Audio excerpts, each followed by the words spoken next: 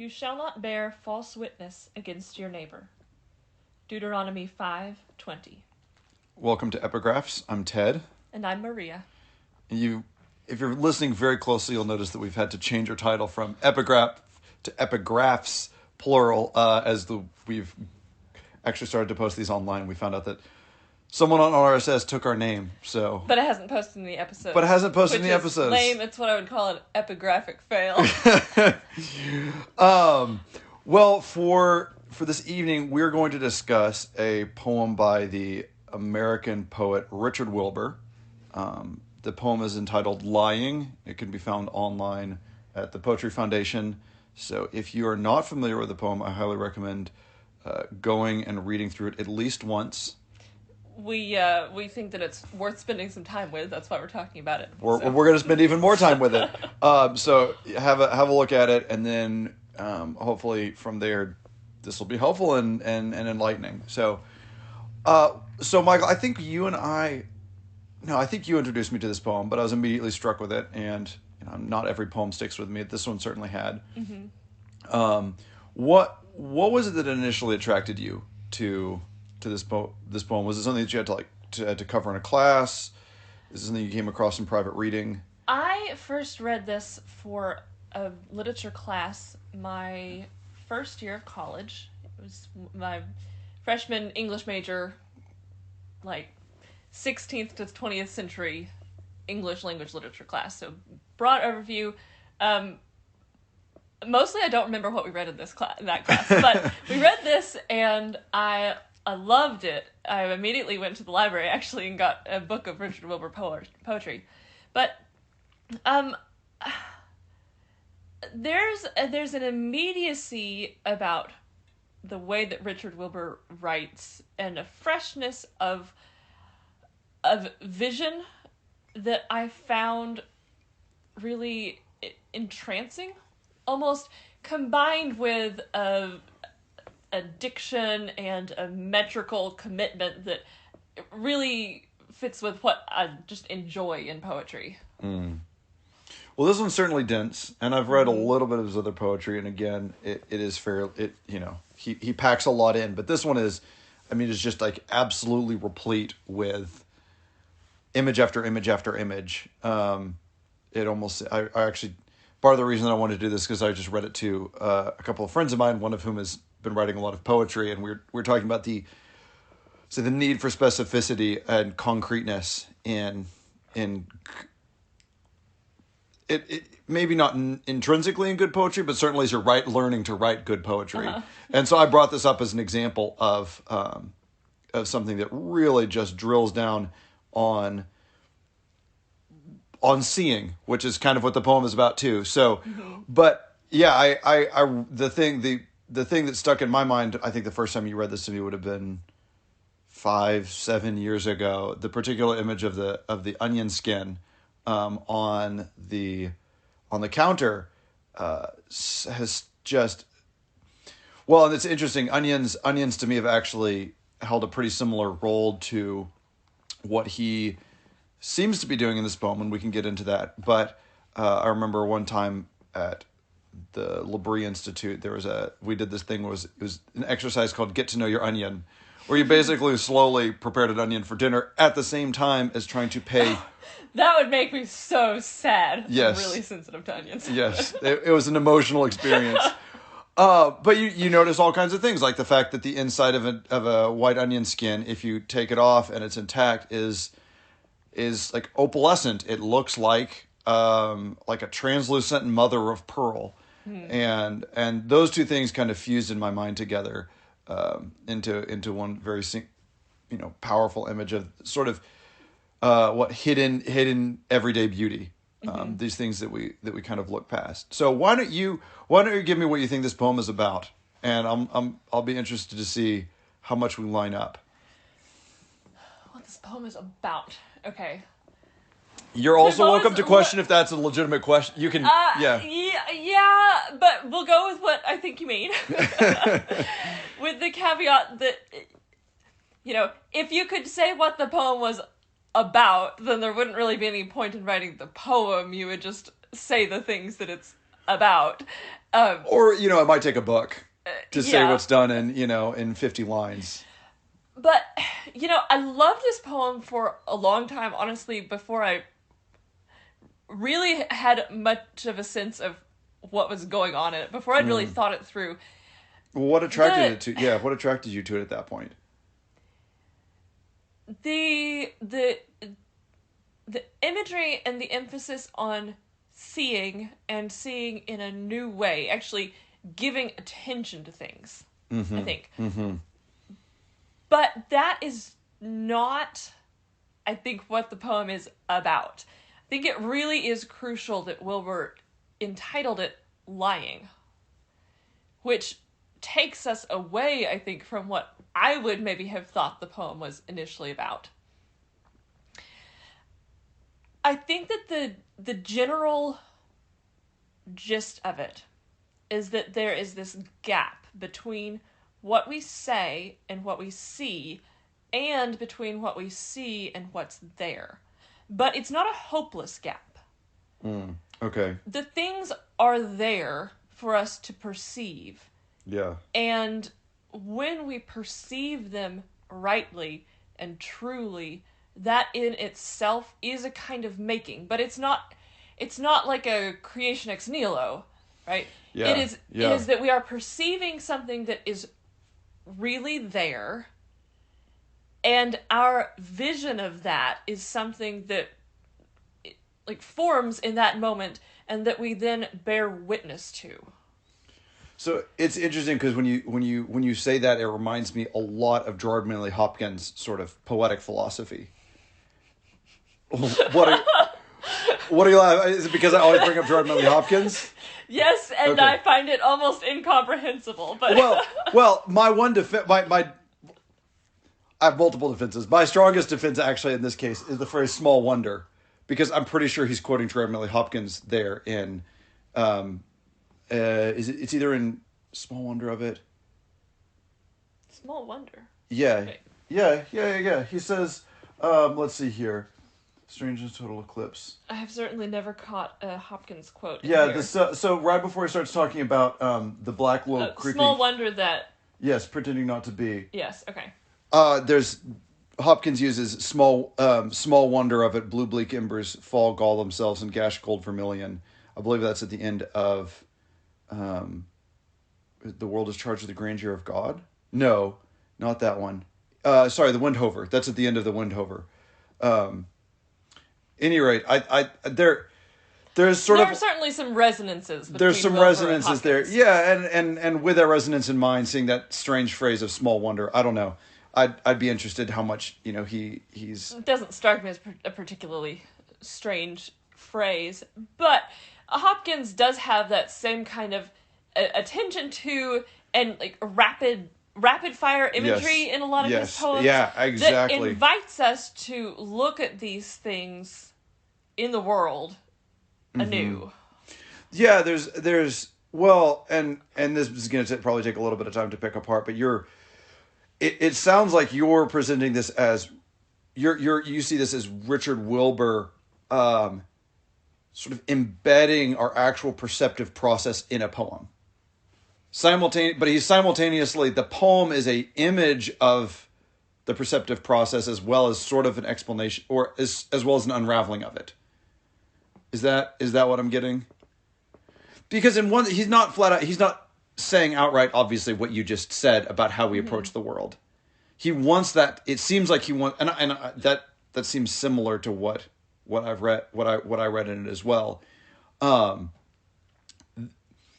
It seems like it's doing two things at once. One, it's calling our attention to the way that we see the world, and two, it's also a sort of microcosm of it. Does that make sense? For one thing, the poem is something else that we come across in the world. And so the thing that we do to all of these things that we see in the poem, we're also doing with the poem itself.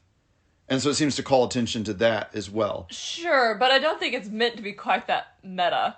But I think that it is true that he's calling attention to a process by which he describes the world, by almost describing that process. So, one of the one of the really key lines of the poem, I think, is odd that a thing is most itself when likened. And so yes, absolutely. he's drawing attention to our use of simile when we try to describe things accurately, and using that then to point back to a truth about the world that comes out in the way that we talk about it, which is that there are these underlying connections. Yeah, so there's the word. So in the same way that you'd say odd a thing is most like itself when compared to another thing. Well, the word.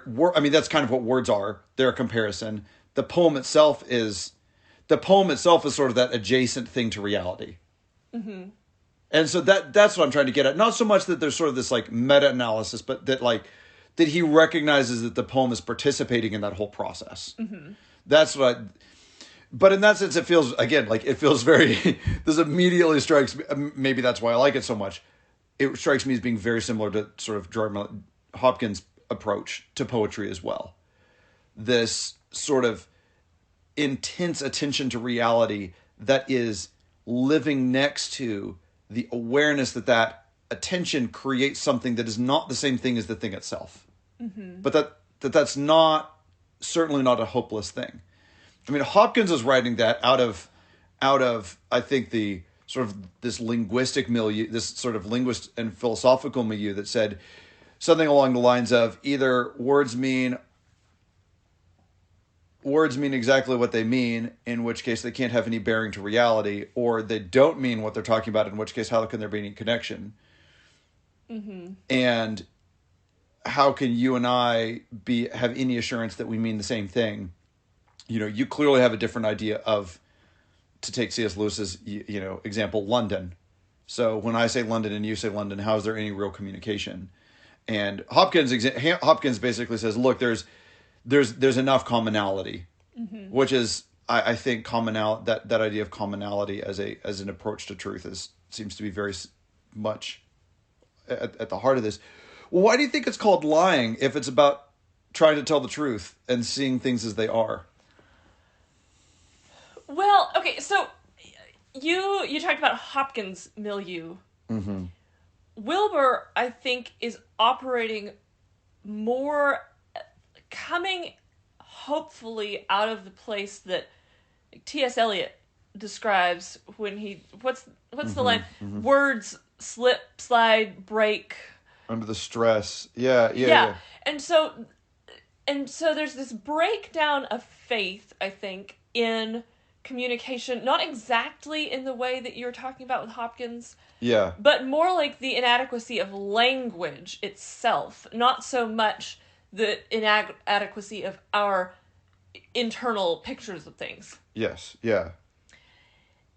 And I think that Wilbur is really interested in the way that we can recognize that language is inadequate. So there is a sense in which we're lying, and we can lie intentionally. We can bear false witness to something. We can say that we've seen a grackle when in fact we haven't of late. Yeah. But by the end of the poem, he has worked his way around to this situation where we look at the great lies told with the eyes half shut that have the truth in view. And these similes that talk about one thing as another. So it is not that thing. And yet, there's this hopefulness of the fact that we are actually still communicating using those things. We, in fact, I think he's saying, can communicate better about some things when we talk about them in ways that are slant. Mm. So there's an Emily Dickinson poem that I love, where she says, "Tell all the truth, but tell it slant. Success in circuit lies." Interesting. And I think that's a lot of what Wilbur is talking about here. So, do you think that do you think there are two kinds of lying going on in this poem? Because you have, the Archfiend is running through it, and he's called, what is he called? The Arch-Negator. The Arch-Negator, right? Do you think that he's making a differentiation between the sort of thing, and he makes very interesting use of Milton's Satan in Paradise Lost as well. Mm-hmm. This sort of father of lies who is in such a state that even Eden is a prison, right? That great monologue, I bring hell with me, myself am hell. That seems to be the sort of opposing vision to this other one that he's bringing out. Do you think it's almost a play on, he's making something of a play on words by calling simile lying? Does that... Yeah. Okay, yeah. okay. So, as I read Wilbur, the great hope for him as we live in this world is in the givenness of the world. The reason that we can't communicate is because the world is given. And it's important that Satan is the arch negator, because what he wants to do is say this world is not given. He wants to change it from what it is.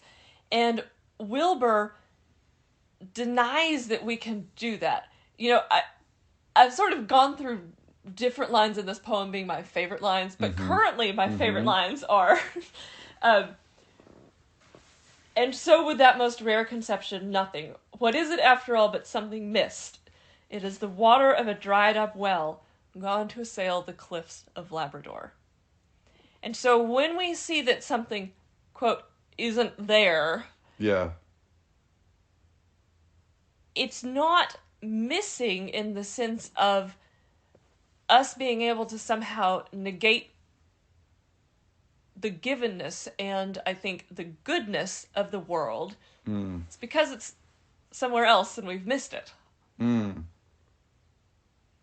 Yeah, that's worthy of, pretty profound, mystical in the kind of technical sense, faith in, this sort of a Gillian of Norwich kind of, and all shall be well kind of statement about things. Yeah, do with it what you will. Again, I think of Hopkins saying when he is viewing this is in one of his journals, I think, or in a letter, he says that in this sort of his most, let's say, clear-eyed view of reality, I think he says that he says nothing seems more pregnant than a simple is and yes, which correspond to his much more obscure ideas of in-stress and inscape and in-stress.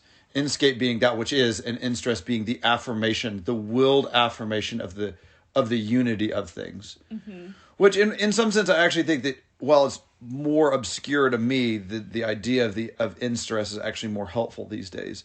The idea that sort of in that the fragment, you move from, at least this is the way that I sort of construct this is Ted's, post World War II intellectual trajectory, which is that you have sort of T.S. Eliot. You haven't been alive since post World War II. No, it's my reading of it. You have T.S. Eliot with A Wasteland, right, where he says, I shore up these fragments against my ruin. There's I've sort of like tried to pull this stuff together that feels meaningful to me. And early Eliot. Early Eliot, right.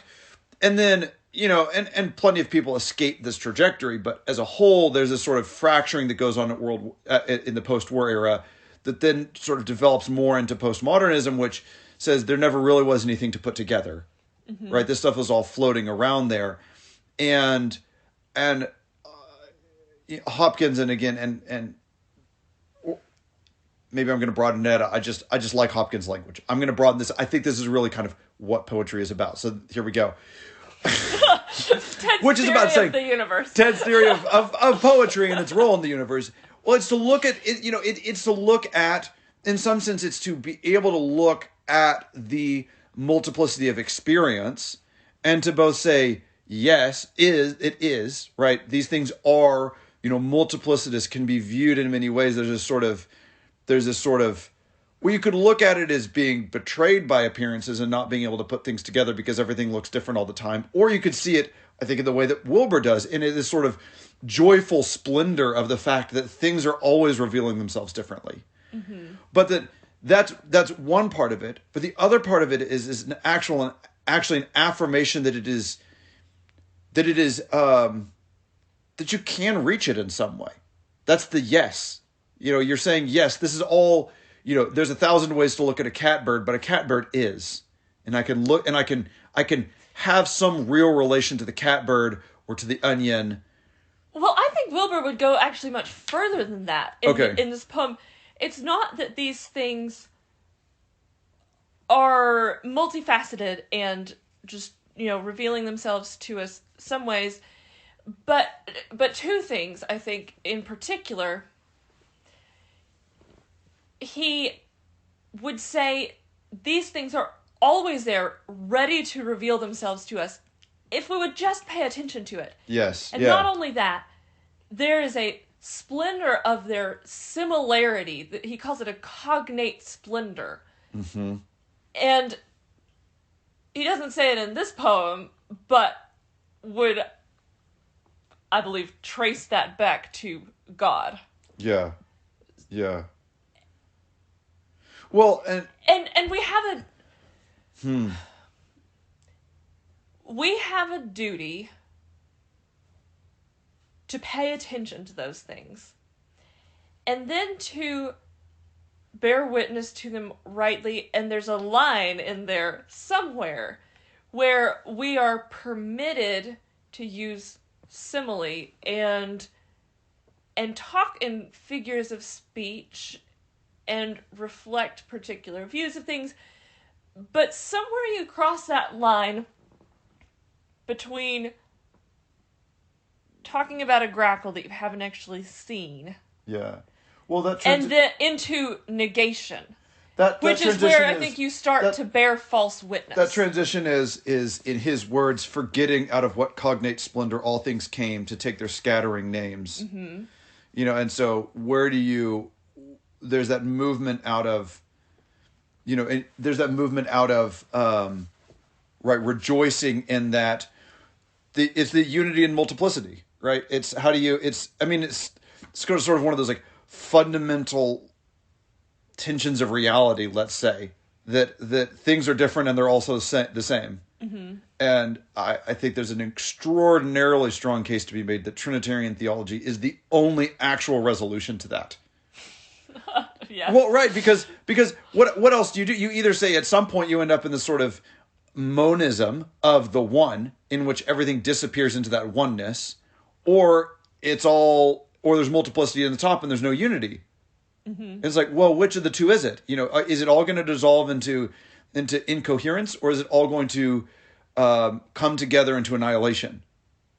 And people make comments about that in terms of these ideas of the afterlife and the sophistication of the Christian doctrine of eternity and theosis or deification, whatever, this participation in God. And I think that's right, but I don't think just in terms of the eternity of the human soul. I think in terms of intelligibility, the very intelligibility of the experience of everyday life, that it has to, if you really push on it, there has to be some resolution to how is it permittable to compare one thing to another?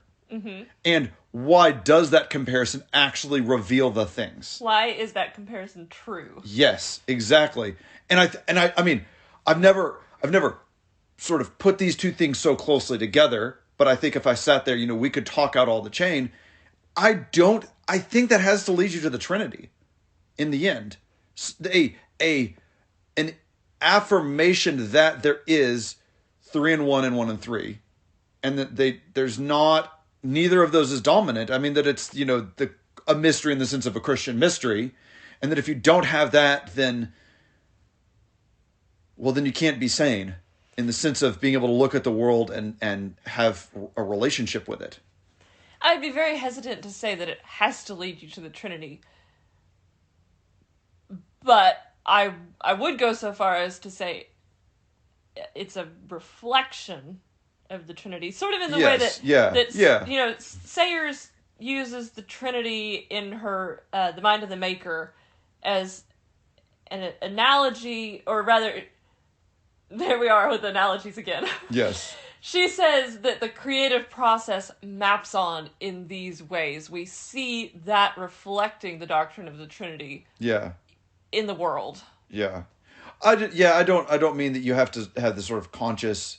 Obviously, you don't have to have that conscious aspect of special revelation to be able to have a meaningful relationship with the world. But I do think that the degree to which you take it seriously, Wilbur's point seriously, you will it will point you in that direction. It will point you in the direction of realizing that somehow at the top, all of it has, you have to have the multiplicity and the unity come together in some way. Maybe there's another way to bring them together, but I just don't think humanity has thought of it, in, the 6,000 years of thinking that we've, have some record of, which is, which is something. What do you? Well, I'm not quite sure what to do with this. Okay. But when he's talking about this cognate splendor, there's a complication. So you're talking about the complexity of the world. Mm-hmm. And he calls it the garden where we first mislaid simplicity of wish and will. So what is it? Where does simplicity fit into that? If simplicity is the way it was in the garden... Right. Well, look at the simplicity has nothing to do with, it's not simplicity of sight and it's not simplicity of thought. No, it's of wish and will. Wish and will, which this is, I was just talking about this with a friend earlier today. We were talking about, so he's a doctor, and he was saying how, and I think you'll see pretty quickly where I'm going with this. He talked about how he sees frustration or anger in people when there isn't medicine that they can take to fix a problem. Mm-hmm. He says it doesn't matter if I have recommendations about how they could change their lifestyle in order to deal with this malady in their life. There needs to be this thing to take that then fixes it. And so I was saying, it seems to me that this comes down to that sort of that fundamental distinction between science and religion and magic and technique. Because he brought it up as this sort of belief in technique. There should be this, we're doing something wrong if I can't take the pill that makes me not be anxious, makes me lose weight, that makes me, et cetera, et cetera. Yeah. Because I shouldn't have to change. And so you say, okay, well, and C.S. Lewis makes this. I got this from Lewis, and I think it's in one of his essays in God and the Dock. What religion and science are about conforming the human person to reality. Science fundamentally is the mind to natural reality, and religion the whole person to supernatural reality. Whereas magic and technique, and we could quibble on that, but it is conforming the self to what is. Whereas technique and magic are an attempt to conform what is to oneself. I think all of this poem is a commendation to conform yourself to what is. Exactly. And so that is why I think you can have a simplicity of wish and of will, right? Mm-hmm. What do you wish for? Well, you wish for what is. And what do you will? You will what is would be. Because in the end, what else could you... Wendell Berry has an interesting poem. I think it's maybe his third one in his Sabbath poems, where he says, where the only new thing could be pain. He talks about the state of the garden as the only new desire could be the desire for pain. And so that's why I think that to me accords really strongly with the idea of the beatific vision, which is that God, at least as I've heard it articulated in Thomistic thought, which is that it is, you no longer have a conception of God. You don't have the idea of God in your intellect. God is in your intellect, and so there's this degree of sort of supreme simplicity that comes out of all of that multiplicity. And what else could you wish for? Our entire existence in beatitude is going to be one yes. But it's infinite. It's an infinite yes, absolutely. And I think that's what he said. I mean, I love that. I missed that in the readings that I've done. So thank you for calling my attention to that. That's wonderful. I think that's what he's saying. You have this cognate splendor, which is interesting when you think about all the various sort of etymologies of cognate there, in terms of it being something of awareness as well as similitude. Mm-hmm. And so there's this, because when you're in a state of blessedness, what else? It's like, what else could you want, right? There's this perfect unity of will. I mean, this is what Christ says, the pureness of, right? Blessed are the pure in heart. This is so awesome. Okay. So this whole idea, which I've never gotten out of this poem before, that there's this unity of will, and when we are rightly directed, there's ultimate simplicity inside us that allows us to enjoy and appreciate and glory in the ultimate variety outside us. Yes. Al, that's good. Yes. Okay, so that's okay, and the ultimate variety is meant to be there. Yes, absolutely. Wilbur, that's part of it. It Wilbur has to be. He leaves evil out of the picture of what's right, out of that glorious variety in a couple different ways. First, he talks about Satan as the arch negator, so he wants to take things away from us. But he also says, he asks, what though for pain there is no other word, finds pleasure in the cruelest simile. So pain has no cognate. It's outside of this connected picture of our given world. I mean, I immediately want to think about this in terms of the crucifixion, but I'm completely overwhelmed by trying to figure that out. So maybe in 6 months we can come back to it. Well, I think, I mean, in terms of all of this, I'm looking again at the lines in the middle about the archfiend. He talks about, there's so much here. What galled the archnegator sprung from hell to probe with intellectual sight the cells and heavens of a given world. And that's just a beautiful line. You know, this sort of, he's encompassing the entire scale of the universe, the cells and heavens, which he could take but as another prison. You know, there's Milton again, thank you. Small wonder that, pretending not to be, he drifted through the bar-like bowls of Eden in a black mist low creeping, dragging down and darkening with moody self-absorption. What, if he left it lifted, and if seen from the sun's vantage, seething with vaulting hues? It's that darkening with moody self-absorption is essentially sort of, that's the moral struggle, right? Are you, because another way to frame that question that I was saying, are you going to conform yourself to reality, or are you going to try to seek to conform reality to yourself, is to say, are you going to center things around you? Is it all in reference to yourself? That's that. And the moody self-absorption in the end can turn you nothing but a creeping low black mist. You know, it's Lewis's insubstantial hell in The Great Divorce. Things disappear into. And absolutely. And that's, I think, why this poem is called Lying, and why there's this emphasis on communicating about what we've seen. So when we see things, it ought to come back out of us in a way. It reflects off of us. And when we reflect it rightly, then we're not lying. We're bearing true witness.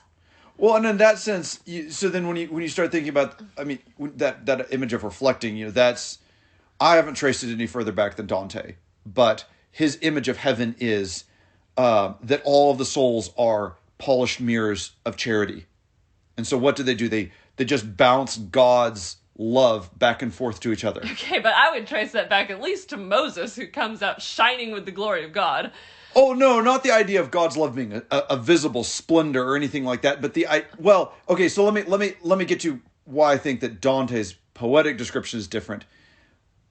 Because it presents the souls in paradise as adding to the splendor, being an adornment to it. So rather than, yes, they reflect God's splendor, there's a sense of the more souls there are there, the more it's bounced around, right? It's like this room and you keep adding mirrors in, and it's, you know, how many crystals, you know, do you hang in the chandelier kind of a thing.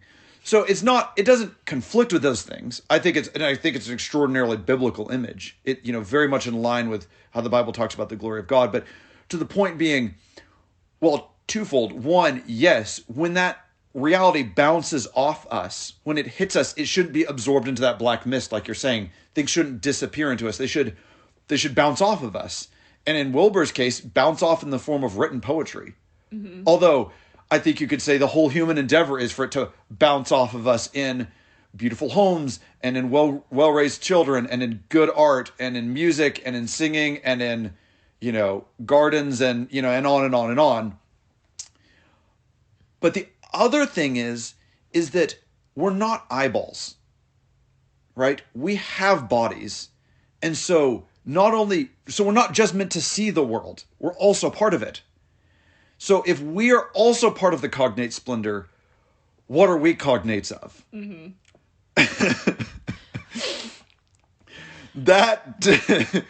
That's exciting. Mm-hmm. And so that's that first. This is part of the glory of it, that we're supposed to, when we look at the world and we say yes, when we have that singleness of wish and of will, that we are also that other that we're supposed to look at, even to ourselves, and that we can be that simile to other people, and we can wish for our own existence, that there's a vision of it in which we don't. And I think this is really worth hearing now. We're like we're so far from being the thing that ruins the glorious multiplicity of the world. We're so far from that. We do have a different position in it, though. At our best. Sorry, let me say at our best. Okay. Because you can't do away with sin. But no, even so, I mean, the image we have here of the cells and heavens of a given world, which he could take but as another prison, and Satan drags them down and darkens them with moody self-absorption. When he lifted, and if seen from the sun's vantage, seethed with vaulting hues. You just read that. There's this picture of those things being acted on. They get dragged down and they lift back up. We have a different kind of agency. Yes. And we're called to respond to it rightly, and we can respond to it wrongly. We can look at things according to our means and purposes. And if those means and purposes are wrong, then we go down the wrong path. We end up lying. Well, isn't that, I mean, those means and purposes are the will and the wish. Mm-hmm. And that, yeah, yes, I mean, I do love at the beginning, the idea that at the punch bowl you would later be haunted by the phantom wings of the false crackle that you've invoked. And that's part of it. And that, right, St. James says, the man who can bridle his tongue is a righteous man. Right? Is that in the Epistle of St. James? I think that's right. The man who can control his own tongue is righteous in every way. There's probably many ways the man who goes and looks in the mirror and then goes away and forgets what he looked like. Well, I think yes, both of those. In one sense, they're both. That's in the same. Interesting. Yeah, that's even in the same letter. But he's and I see that you're looking that up for me. Thank you. So when you get thank me once I find it. But that idea that there is not only is truth speaking part of the moral life, but that to regulate what you say, that what you say would be in accordance with the divine logos, is in some sense the entire moral struggle itself, the whole struggle for righteousness. For we all stumble in many ways. This is James 3:2. If anyone does not stumble in what he says, he is a perfect man, able to bridle the whole body as well. Yeah. Yes. That's great. And that's the same one where he goes on to describe the wicked tongue, where he says, we've bridled horses and we've done, we can control a ship, but like who has controlled the tongue of man? It's, it brings people down and itself is set on fire by hell. And like the lying tongue is, well, because that's Richard Wilbur here is I think tapping into that very deep and mature Christian notion of evil as being not as having a positive existence, but as being a sort of an anti-pattern or a non-ness, rather than having some sort of positive being. And lying, not in the sense of telling a simile to say this is like this or this is this, in order that you reveal that cognate splendor, but lying in the sense of, well, why? I mean, what does he present as lying? Why would you lie? Because you feel awkward, or because it's it brings you forward in that situation. Because you're at a dull party. Because you're at a dull party and you don't want to suffer. Right? A dead party, actually, is what it says. That's right. Which is even more excellent because you say, okay, well, where exactly is this dead party? And you say, maybe it's all of life. Is all of life the dead party? Mm-hmm. Are you always going to have the temptation to speak of false crackles? And the answer, I think, is yes. And they will haunt you with their phantom wings. Do you want to explain the last 6 lines to me about Roland? I was hoping you wouldn't go there because I have never read the Song of Roland. Okay. I barely know the story. Well, can I just say to Wilbur's credit that it's one of those, the endings of a poem, actually like the 4 quartets with T.S. Eliot the first time I read it, where I had no conscious understanding of what was being said, and it was still bringing me to tears. I know, I feel the same way about it. Okay, but what I am sure is going on here is that he's bringing out this cognateness again in a new way, because he's talking about the dove that hatched the dove-tailed world. And so he's paralleling yes, the Holy Spirit yes, and creation. Yes. And I think giving us the most explicit hint in the poem so far of what this cognateness is really all about. Yes, which I would also add that this is another place where he either is accidentally or subconsciously or consciously echoing Hopkins, because in the world is charged with the grandeur of God, he says, because the Holy Ghost over the bent world broods with warm breast and with awe bright wings. And the dove hatching the dovetailed world, that image ending the poem again with the dove, the Holy Spirit as incubating creation, sort of brooding over creation and hatching it into its existence. Part of the reason that it,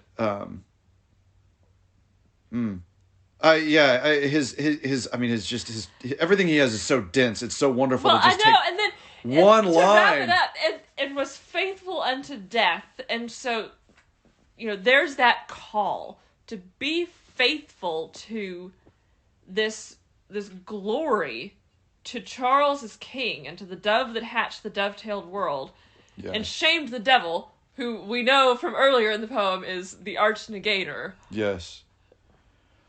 And in this death of Roland, for the sake of the things that he is rightly loyal to. Yes. Properly ordered and loyal to. He shames the devil. I'm gonna say that I think there's another meaning to what's said there. Sure there is. Well, sure. Let me give you another one that really struck me, because you said it was faithful unto death, and the main meaning of that, and the standard meaning is he remained faithful to God and King until he died. But if the whole project of the poem is to say that is the is and yes, right? That we're going to live in conformity to what lies before us, and he hasn't shied away from broken things. I mean, there's that wonderful image of the thing. He's in the animal, the thing in the barn yard that's either a tarp that's, and I love that. Even the phrase hip shot beast is just, that's so good. So he hasn't shied away from, some images that are harder. And so faithful unto death, I think, yes, to be ordered rightly, to not live in lies even when it means spilling your blood. But I think there's another meaning of it, which is to accept even your death. To be faithful even to the death that God is going to give you. Because that, too, is part of this whole project.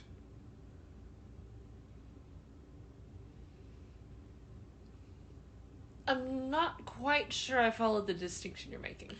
Okay, so faithful unto death in the sense of... Oh, you're saying that death is part of the pattern. Death is part of the pattern. You have to even be faithful to the death that you're given. Not until, but your faith, your loyalty to what is extends even to the death that's going to come for you. Well, this much I do know of Roland's story. Roland actually basically brings his death on himself. Because it's a little gruesome, actually. Bring it on. He's attacked in the rear guard, and he blows his horn for Charlemagne and he blows it and blows it and blows it until basically like his head explodes. Wow. Wow. There's something to that. Yeah, but I haven't read the poem. I've just read the synopsis. So You might. I wonder if, as a poet, Wilbur feels a little bit of, if you'll excuse me, consanguinity with Roland. I mean, that's a little bit right. I don't know. Isn't that? I mean, not so gruesomely, but like, isn't there something of the poem in that like of the poet in that to hold up the rear guard and. You know, if you're in the back and you're being attacked, it doesn't look like you're going to be victorious. I was talking about this with a friend of mine and just discussing the idea of a rout and how horrifying a rout was in ancient warfare. And to be the last person in the rout meant, one, that you were going, if anyone was going to die, you're going to be the one that dies. But it also means that you're the one who waited the longest. Mm. And so to be that person who's in the rear guard and yet to be blowing the horn at the same time, you know, yeah, right. Death is going to come, and you're going to blow the horn of truth and goodness as an act of faith. And you see their witness as itself an act of preservation. When you talk about these things, it is a way in which you preserve them and you exercise. I'm sure I've told you about Alan Jacobs talking about the Gandalf option, sort of like as a playful No, I response don't to think so. A Benedict Well, option. I did immediately, as soon as you said that, I immediately thought of Live Not by Lies. So anyway. Okay, yeah, so it's a little bit of a tongue-in-cheek, I think, way of saying Benedict options got problems, but to suggest this as an alternative. But then I think he started taking it a little more seriously. But where he's taking it from is Gandalf's speech to Denethor, where he says that I used to have this memorized. The rule of no realm is mine, neither of Gondor nor any other, great or small, but all good things that may perish, basically. For I too am a steward. For I too am a steward. And so, if anything comes through this night that can still grow fair or bear fruit or blossom again in days to come, I shall not wholly have failed in my task. For I too am a steward. Did you not know?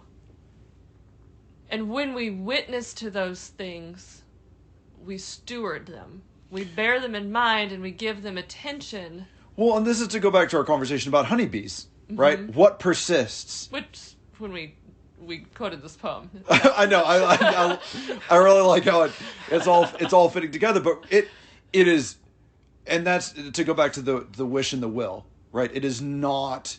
It is far from a trivial task to determine what you're going to give your attention to. Indeed. It's a good place to stop. All right. Yeah. So go back, if you haven't listened to it, go back and listen to our talk on attention and honeybees and first episode. Read some poetry. Richard Wilbur's great. So is Gerard Manley Hopkins and many others. And persist in appreciating and preserving.